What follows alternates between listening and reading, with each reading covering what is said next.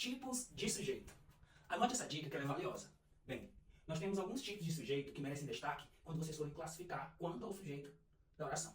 Por exemplo, o sujeito ele pode ser do tipo simples, pode ser do tipo composto, pode ser do tipo oculto, sujeito determinado, sujeito indeterminado e, por fim, o sujeito inexistente. Agora, como é que nós iremos diferenciar cada um desses sujeitos? Observe bem.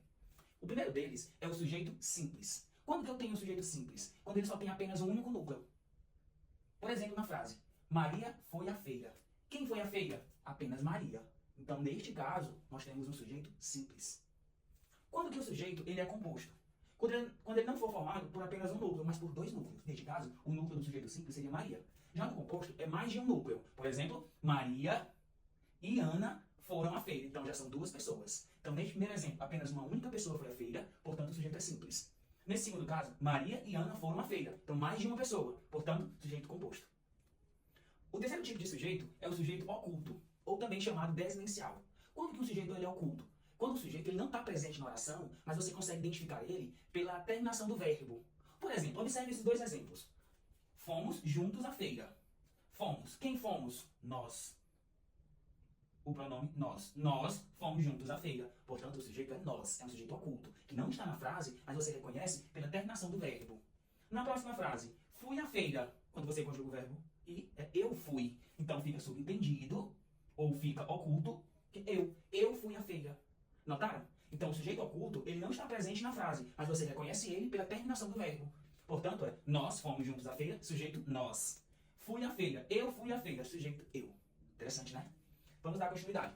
Temos o sujeito determinado. Quando que eu digo que um sujeito é determinado? Quando ele for ou simples, ou composto, ou oculto. Portanto, esses três casos são exemplos clássicos de sujeitos determinados. Portanto, na frase, Carla foi à feira. Quem foi à feira? Carla. Neste caso, um tipo de sujeito determinado simples, porque tem apenas um único núcleo. Interessante, né? Agora, quando que um sujeito ele é indeterminado? Bem, um sujeito ele é classificado como indeterminado quando não se conhece realmente o sujeito. E ele está, não necessariamente, na terceira pessoa do plural. Por exemplo, estão cantando desde cedo. Quem está cantando? Subtende que são eles, porque eles estão cantando. Então, quando que fica subentendido for o eles, você sabe que o sujeito é do tipo indeterminado. Diferentemente do sujeito oculto, que pode ser o eu, tu, ele, ela, nós, vós. Agora, quanto ao eles, se a parte final do verbo, que no caso é estão, leva para o pronome eles, aí eu já vou saber que o sujeito é indeterminado. Portanto, estão cantando desde cedo, ninguém sabe quem está, a gente sabe que são eles. Portanto, o sujeito é indeterminado. Vendem-se imóveis. Quem está vendendo os imóveis também não dá para reconhecer, está na terceira pessoa do plural. Então, toda vez que o verbo estiver na terceira pessoa do plural, o sujeito é do tipo indeterminado. Certo? E agora, quando que o sujeito ele é inexistente? Bem, o sujeito ele é inexistente quando ele expressa, por exemplo, um fenômeno da natureza, né? Quando ele expressa um tempo decorrido. Por exemplo, choveu a semana toda. Choveu é o verbo. Choveu a semana toda. Esse verbo expressa o fenômeno da natureza.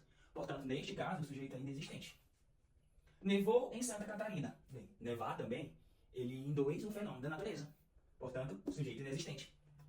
Faz 10 anos. No caso, faz vai indicar tempo decorrido. Então, o verbo fazer, quando indica tempo decorrido, ele é impessoal. Portanto, faz 10 anos. O sujeito, neste caso, também é inexistente. Cuidado para não confundir. O sujeito oculto ou desinencial, você reconhece pela terminação do verbo. Por exemplo, nós fomos, eu fui. Já o sujeito inexistente é quando o verbo expressar um fenômeno da natureza ou um tempo decorrido.